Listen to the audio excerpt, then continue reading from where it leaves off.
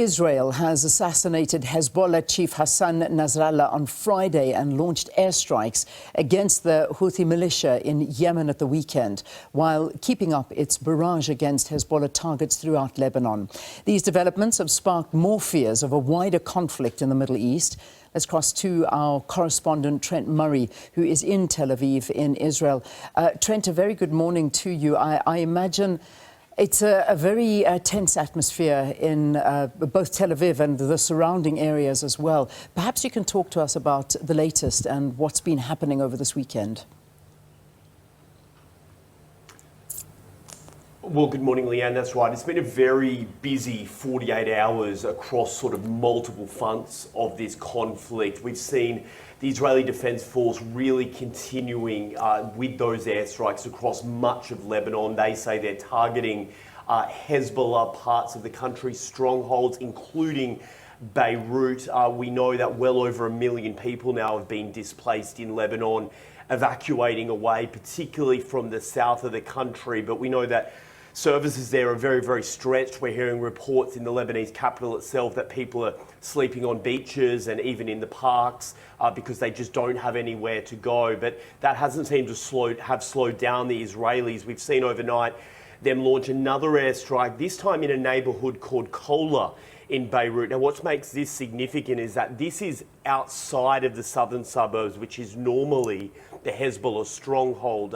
This is much more further into the downtown area, probably the deepest strike we've seen there since the 2006 war. So many are now saying, does that represent, well, an even further expansion of where these airstrikes will hit in the Lebanese capital? Of course, it's not just up in the north where we're seeing a lot of military maneuvers, but also in Yemen, as you mentioned, well over 1,000 kilometres away from this country. The Israeli Air Force saying that dozens of fighter jets took part in that operation, targeting seaports and electricity facilities that they say were operated by the Houthi rebels out of Yemen. They say they were doing that in response to a confirmed ballistic missile attempt strike here on Tel Aviv's international airport over the weekend. That missile was intercepted by the country's Iron Dome system, but seemingly the Israelis have now responded with a strong show of force against Yemen, and many watching to see how the Houthis will react. Yeah, one is watching, I imagine, with nervousness, waiting to see if this escalates even further, because obviously, I mean, we've seen a lot of deaths within Lebanon. Over 1,000 people have been killed in just the early morning raids this morning, as you were mentioning. 2 people killed, 100 from yesterday. The deaths are escalating, the bodies are piling, and yet it doesn't look like that this is going to settle at any time. In fact, are there greater fears that this is going to escalate in the days and hours ahead?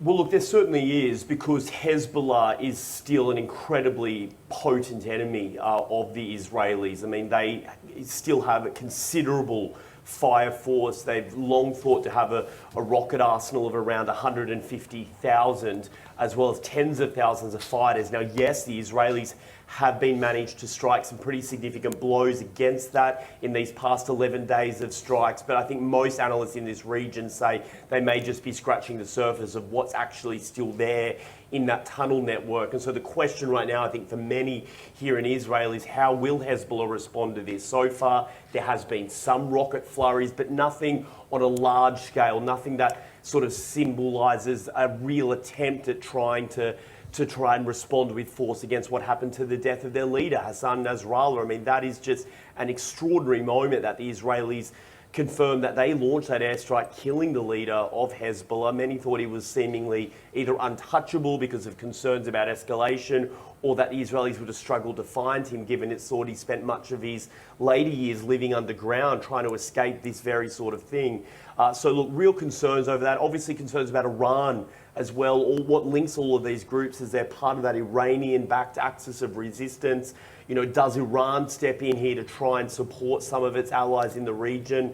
And then does Israel respond by striking Iran directly, which really would then just symbolise a wider war? We should just mention the big question also this morning is we are hearing reports that the Israeli army is amassing on the border of Lebanon with both troops and heavy military equipment. And so the next kind of line of thinking is, well, are they preparing for some sort of ground incursion, some sort of ground invasion with troops on the ground, which again would symbolise a significant escalation, and it would also be very risky for the Israelis because they would be fighting not on their home turf in an area very much built up and embedded with Hezbollah fighters over the past 20 years. And so if they do indeed launch a ground invasion, many here expect it will be very, very bloody for both sides. Trent, very quickly, obviously, I mean, we've seen the senior leaders, and the number is sitting at 7 senior leaders of Hezbollah that have been killed in a week. I mean, those are the numbers that we have gotten. And I mean, I know there's reports of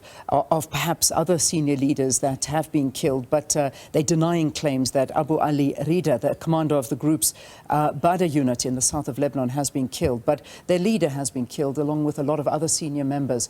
Retaliation, one would imagine that this is not going to be left silent. There is certainly going to be something we should be seeing. Any whisperings, any word as to where Hezbollah stand on all of this?